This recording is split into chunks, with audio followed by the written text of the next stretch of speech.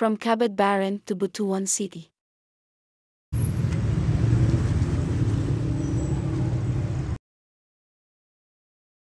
Then, nag-spike siya. Ang young ladies, at around June.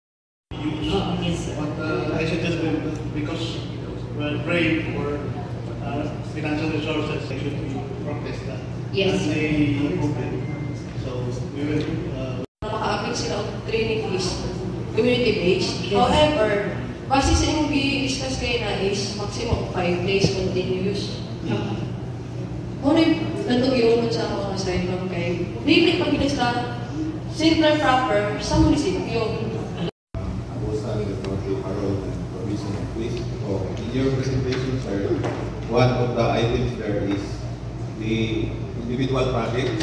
Yes, sir. So we have to sir sa individual person Yes, sir. rather than group person. Individual.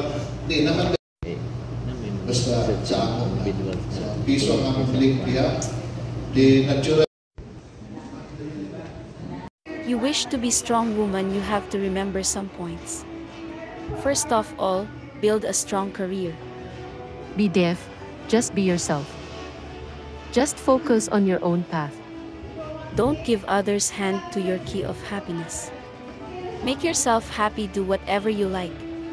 Always take care of your character. Character is woman's asset. Always fill your thoughts with positivity. Once you become positive, no failure will be there to make you unsuccessful.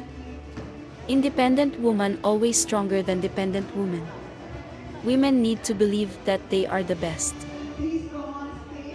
Thank you for bestowing me with such an honor and this special award. I feel overwhelmed and emotional, and I am at a loss for words. This is a very special moment in my life. It already felt like a win when I found out that I am even being considered for this honorary award. You, Lord, are all I have, and you give me all I need. My future is in your hands.